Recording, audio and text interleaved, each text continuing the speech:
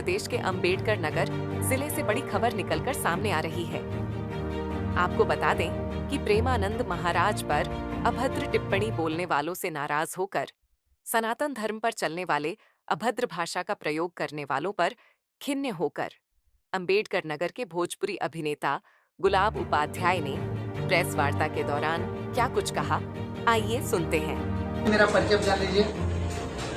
मेरा नाम अभिनेता गुलाब उपाध्याय है। मैं जलालपुर से बिलोंग करता हूँ, जलालपुर तहसील से, ग्राम सभा शाहपुर है। और मैं ये बताना चाहता हूँ कि जो प्रेमानंद महाराज जी के ऊपर अनर्गल अनाप शनाप बोल रही हैं, वो लोग खुद उस कार्य में लिप्त हैं।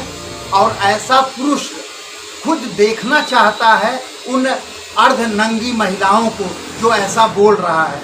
बहुत ही निंदनीय कार्य किए हैं वो लोग जो प्रेमानंद जी के महाराज के ऊपर कमेंट करते हैं, गलत भाषा प्रयोग करते हैं। आप एक अवतरित पुरुष हैं, आदि पुरुष हैं।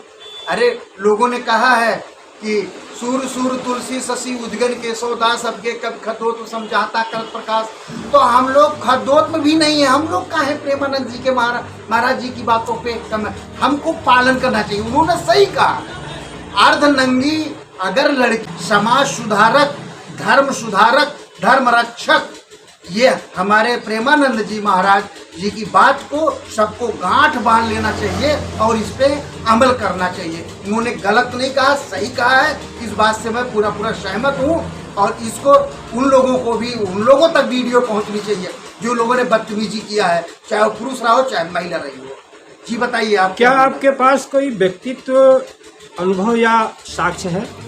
बिल्कुल है, सदियों से है।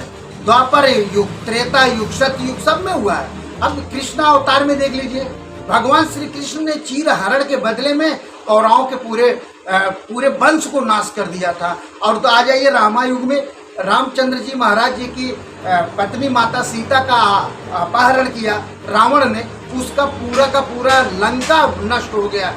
लंका में कोई दिया बाती जलाने वाला नहीं रह गया, जो कि ये मंदोदरी भी इस पे बोल चुकी है। उस पर नहीं जाना चाहता हूँ, बड़ा लंबा डिबेट हो जाएगा। बट ये हमारा धर्म कहता है, मेरा शास्त्र कहता है, मेरे जो धर्म ग्रंथ की पुस्तकें हैं, सब पुस्तकें कहती हैं कि हमें स्त्रियों का सम्मान करना चाहिए।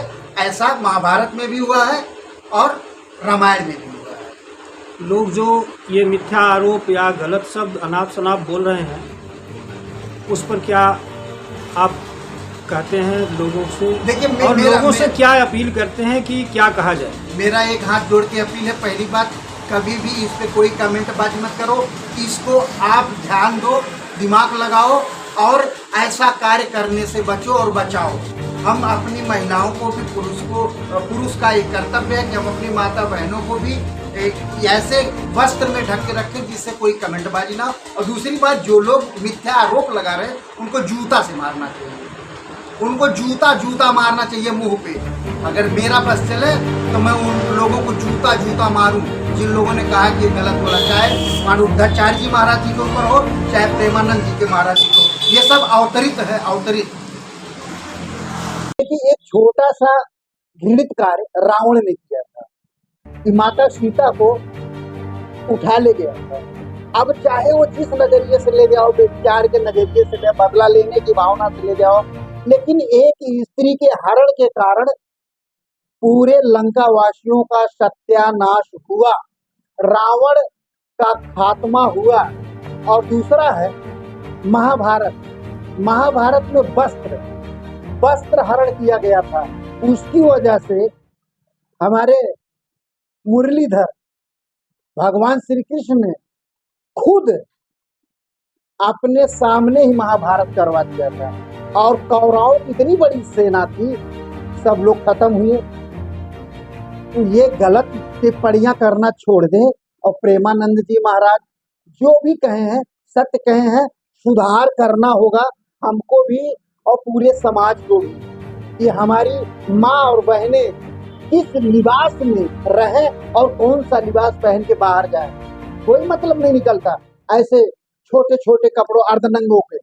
और ये सत्य है